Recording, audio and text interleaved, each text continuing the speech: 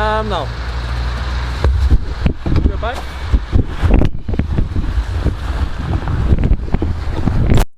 What is up, Soul Fam? It's your boy Kris with Soldier of Life, and this year we're doing something completely different. So no, that's the video we were gonna do, but that's not what we're doing today. I mean, I got arrested. We got to talk about that. So one thing that I wanted to start in this season, and not only that, in my life in particular, in general, is I wanted to recreate myself. I wanted to take that moment, that time, to see the person that I am, and how can I be the better person by basically getting rid of all the bad habits, all the negative thoughts, all the ways that I thought in the past that don't help me anymore.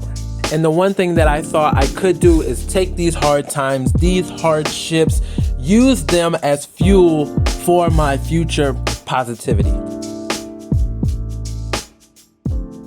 Yo, what is up, Soul Fam? It's your boy Kris with Soldier of Life, and this video took me a very long time to make. Now, that's not because it was hard, but because it's something that I didn't know if I wanted to share this. I didn't know if I want to put this out to the world, but I think it was a good notification to myself and a good reminder to others. Now, what happened to me is basically right now, I might be facing up to a year in jail for something that I'd done in Germany. Now, before I tell you what happened, I thought I would just give you like a little bit of backstory. So before, when I was living in America, when I was young, when I was like, 18, I was doing things, not bad things, but I found myself going to jail like a lot. Like, I think I was getting locked up like once a year, every year, until I was like 23 years old. And this system, this cycle, it wasn't for anything. It was mostly like traffic stuff, and I don't really like talking about it because for me, like, the things that people do in their past, it doesn't define their future. It doesn't say who they are. And I was a totally different person at that time. And I found myself feeling like a criminal. I remember the last time that I went to jail, I talked to the judge, and he told me that he's seen me in there so many times that the next time he sees me, he's not going to give me any leeway. He's not going to, feel bad for me. He's not going to feel sorry for whatever my situation is. The next time he sees me, he will put me in prison. And that is one huge reason why I joined the Army. After that last time that I went, I said, I'd never want to be in a situation like this again. I don't like feeling like a criminal. I don't like going places and being afraid when I see the police. I don't want to do that anymore. So that was one huge factor of myself joining the Army. And once I did that, after leaving America and coming to Germany and really not having that stuff on my mind, I wasn't afraid of the Polizei. I actually wanted to be a Polizei when I was in class. And then traveling like different countries of the world, I just didn't have that criminal feeling anymore. And it's totally different. It's kind of like when you buy a car and the car that you bought, you didn't really see it around before, but then you have that selective thinking, that selective, mindset that where every time you see your car now that you just bought, it's like you see it everywhere. That's kind of how I felt in America when I felt like a criminal. And I always felt like I had to watch my back. I always had to worry about when the cops were on the street, even if I didn't do something wrong, I felt it. And there was a feeling that I just didn't like. So coming to Germany, actually getting the visa and coming to live here, one of the things that I say on all my videos when I talk about it is that you should make sure you get your driver's license transferred over. Now, in my situation, it was unfortunate because the guy at the driver's license place has never transferred over an American driver's license to German before, and he told me all these things that I needed to do.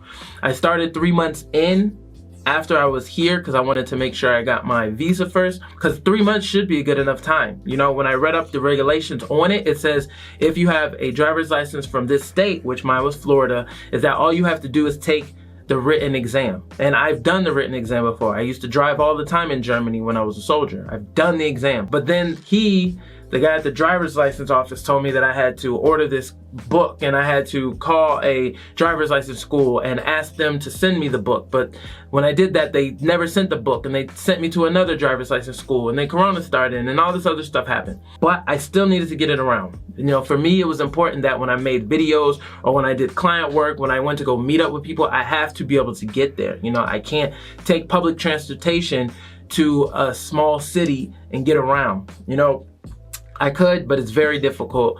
And I thought in my situation that I would just get a bike, you know? And after multiple bikes dying, like I literally had like 6 or 7 bikes. I haven't had a bike since I was like 16.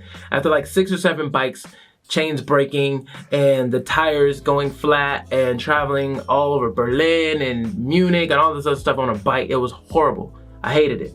So I got an e-bike. And I'm American.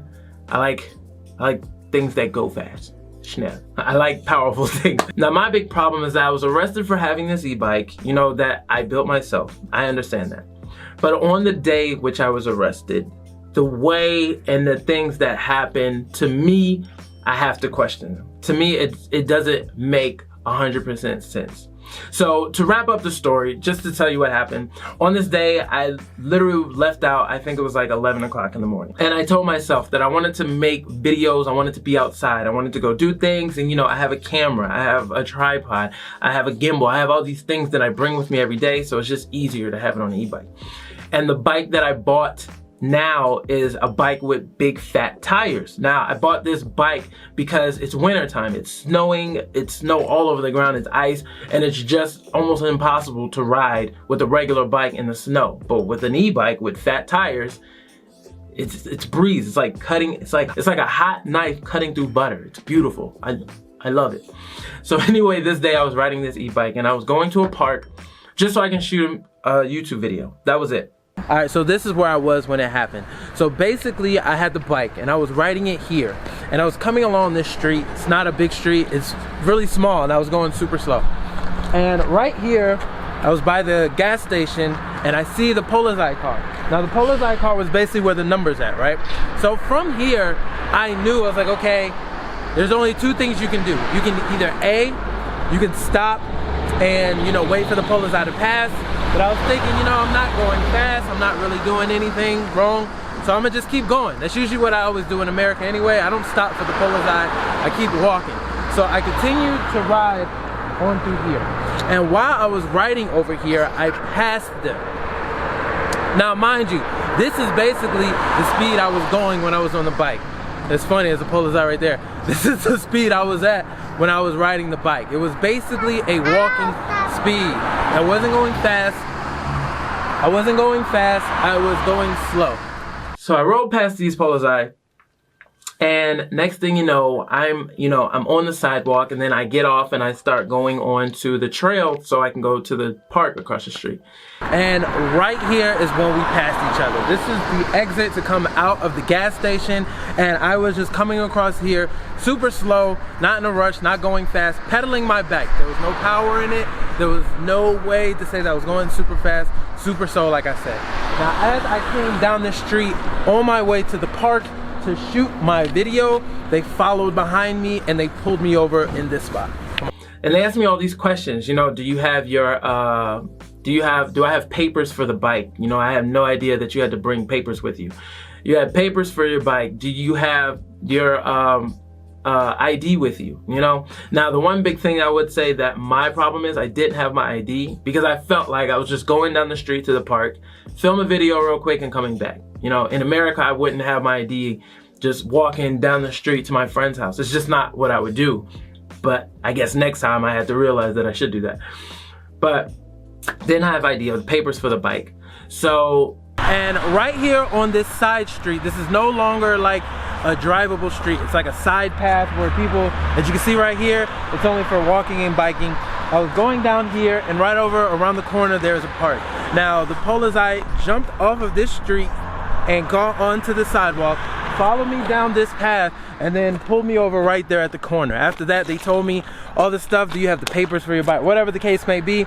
And the Polarized station is literally like 4 houses that way. So after we went from here, I had to push my bike over to the Polarized station where they said that they were gonna check it. But if things don't go right, they're going to keep it. So after getting, arrested and they took my information, I had to call my girl to bring my ID with me, to bring my Alpha Heights title, to show them my information, all this other stuff. So they told me that, because we don't know about your bike, what the speed is, because the speed is a certain speed or whatever, we have to take the bike and then we have to check the bike, to make sure it's not over 25. And if it is, then it's a whole nother charge. And basically I'm getting charged for having a bike that operates like a vehicle. And okay, whatever. So after that, I get the breathalyzer. They hit me with the breathalyzer test. And then they give me a drug test. So after all these events, now I'm sitting here, I'm waiting to see what happens. My issue is just, at this time, it kind of reminds me, the way that I feel now, I feel like how I did in America as a criminal. I understand that many countries have different laws, and every country that you go to, you should support the law. I mean, not support the law, but every country that you go to, you have to adhere to the law. You have to do what they say because it's their country type deal. Because of the things I've had in my past. I don't want to bring race into the issue, but it's because of the things that I've experienced. Getting pulled over in America, just literally for being a black dude in a nice car. There's no other way to put it around it. I've had really nice cars and I've had police pull me over, not give me a reason why, check my ID, make sure the car was mine, and then just leave. And they didn't tell me why they pulled me over. There's no running a red light, there's no illegal turns, none of that stuff. It's really just because they wanted to. And I understand when people break laws, you should be punished or whatever. But my thing, it's really three big things, is that when I was riding the bike, I understand that I am an immigrant into Germany. I am not a German citizen. When I was riding the bike, my bike is covered and protected. It doesn't look like an e-bike. When I was riding the bike, the reason he told me, pull me over, he said, because my bike looks fast. Now, I understand that, whatever the case is. Now, we're just gonna go and say that my bike, we don't know if it's super fast. You don't even know if it's an e-bike yet. My bike looks fast. Like, I wasn't riding fast, but it looks fast. So he pulled me over. Now, in my head, I'm just thinking, okay, so if I owned a Ferrari and I was driving down the street, could somebody pull me over because I look fast, like my car looks fast, if I'm not going fast? And that's the thing that always plays with me. And I hate to bring all that stuff, but that's how I felt. And around here in this area, there's a lot of drug dealers, there's a lot of people that ride bikes, and they look kind of like me, which sucks. Because there's nothing I can do about the way I look. They look kind of like me. But okay, let's just say that, in Germany, I'm not sure. I'm really asking the question. Let's just say it's legal for you to pull, like a police could pull over whoever he wants, whenever he wants. Okay, I got it. That's cool. Cool, fine. He pulled me over. That's great. So after that, when I get pulled over, I go to the Polarized station, I take the breathalyzer. One thing in Germany is that if you're riding the bike and you're drunk, then it's another charge because, it's basically like drunk driving. Even whether you have an e-bike or not, you can't ride a bike while you're drunk. It's 11 o'clock in the morning, I didn't drink anything. Okay, cool. I understand that. Treat me as if my bike having a motor on it is like I have a car. Treat me as if I have a car. I got it. Treat me as if I have a car. Give me a breathalyzer. That's cool. My problem is after the breathalyzer, they gave me a drug test. So in my head, right? Once again, in my head. So I got pulled over for my bike looking fast. I wasn't going fast at all, but it looks fast. So now it goes from your bike looks fast, we're gonna take you here, and then we're gonna give you a breathalyzer to see if you're riding drunk on the bike. Okay, cool. But now you give me a drug test. So let's just say, and I don't do drugs. Let's just say that I was riding down the street. I happened to smoke weed like a couple days before, and I have drugs in my system, right? Am I now, let's say my bike my bike, everything is good. I got pulled over because of my bike looking fast, but now am I gonna get charged for having drugs in my system if this thing with the bike has nothing to do with drugs? So why are you giving me a drug test? You know what I'm saying? It's literally like, to me, once again, like I said, let's say, because I have a car. If I drove my car and let's say if I drove my car and I don't have a license, why would I have a drug test? Why are you drug testing me? And once again, I don't want to say the racial profiling thing. And like I said, all the drug dealers around this area, they look like me, right? They look not like this because they don't have this face, but they look like this. Why am I getting a drug test for riding a bike when you don't even, I wasn't going fast. I wasn't speeding. I wasn't, you know what I'm saying? In my head, I'm just saying, okay, if we're treating this as if it was a car, treat me as if it was a car, right? I've never had a drug test from, running a red light. I've never had a drug test for parking illegally. I've never had a drug test for speeding. I had a breathalyzer test all day. I got it. But why are you giving me a drug test? You feel what I'm saying? Got it. Okay. Now, even if that point, even let's just say the police are like, you know what? Hey, you are, we do this to everybody. When we can pull over whoever we want. I got it. Cool. Got it. We can pull over whoever we want.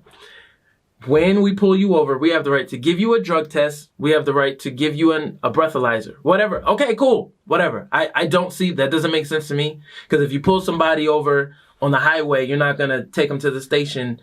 If they don't have any alcohol in their system, you're not going to take them to the station for running a red light to make them pee in a cup. But whatever, let's just say they can do that. Whatever, it's cool. So at the end of the day, after all that happened, right, they're going to test my bike to see if it's too fast or whatever. If my bike doesn't pass whatever inspection, and I know how German inspections are. If it doesn't pass the inspection, they get to keep my bike. They're not giving me my bike back. Not only that, do I face jail time? I also have to pay a fine. So basically what I'm saying is that, okay, if I had a car, basically what I'm saying is that if I would have drove my car, right? I have a car. I have a US license. I have an international license, but I don't have a EU license, whatever. If I would have drove my car and they said, hey, you don't have the right license, like you shouldn't be driving, whatever. They would pull me over. I would have to go down to the station and all this other stuff, do all these tests, whatever, or give my information and stuff, and then I'd have to wait. But they would make me leave my car there, right? Why are you keeping my bike? I've paid a lot of money for my bike. I think the bike that I was riding was almost 2,000 euro. I paid a lot of money for my bike, right? So if you're treating it like a vehicle, right? Let's just say, because it has the motor, you're treating it like a vehicle. Why would you keep somebody else's vehicle?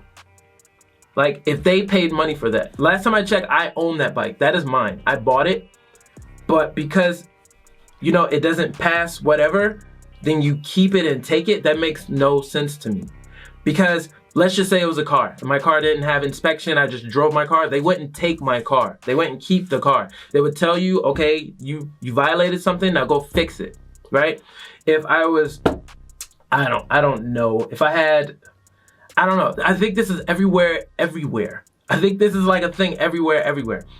My problem is that my property, whether it's illegal or not, unless it's like a gun, and you just can't have guns in Germany. I got it, cool. But my property, if I do something illegal with it, it's still mine. Let's just say, like, if I had a drone and it's illegal to fly a drone in the state, I fly the drone. They sell the drones at the store.